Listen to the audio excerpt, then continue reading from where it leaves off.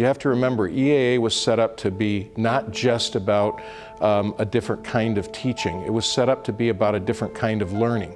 Students who'd mastered certain areas were coaching and developing students who hadn't yet mastered those areas.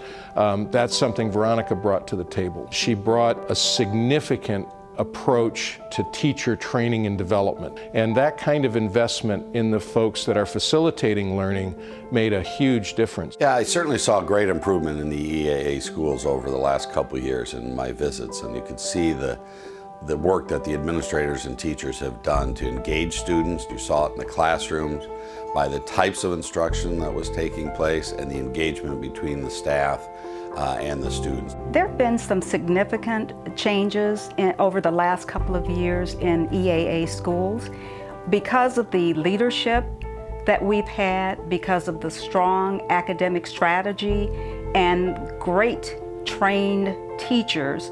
We've been able to see a lot of results. The goal was to improve education for low-performing students and students that were in school districts that didn't perform well.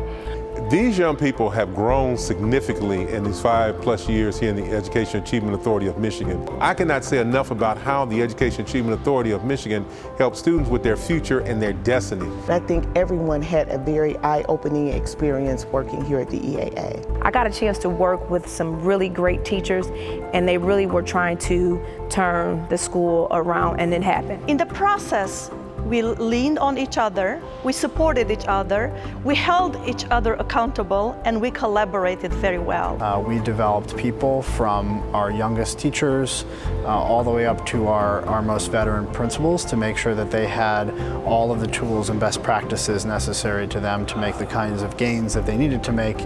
The experience of going to an Ivy League schools has been magnificent. Every student who had an opportunity to go speaks highly of it now, coming back.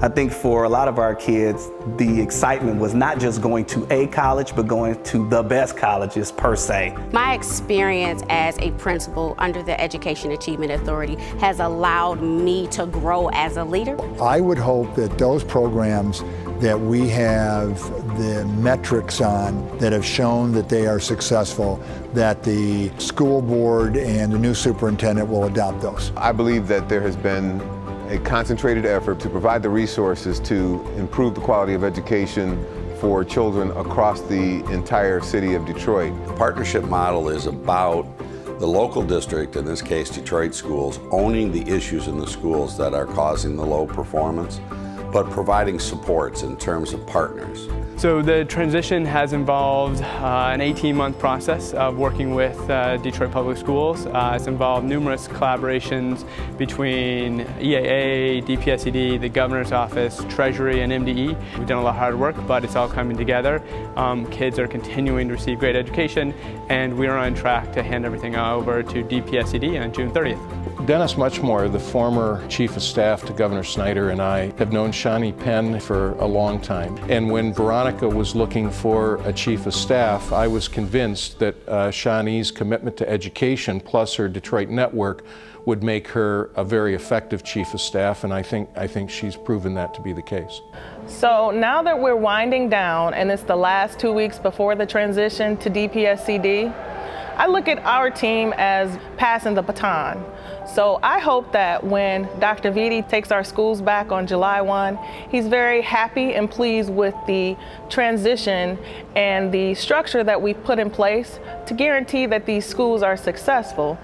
I think the lessons learned in EAA need to be preserved, and the positives need to be integrated with Detroit Public Schools. I would hate to see an absorption occur and a change in methodology. What I would much rather see is people who want the very best for their kids objectively assess if EAA or if that model was providing it, then let's preserve that and let's spread that. Let's infect the other schools with that positive energy so our kids benefit.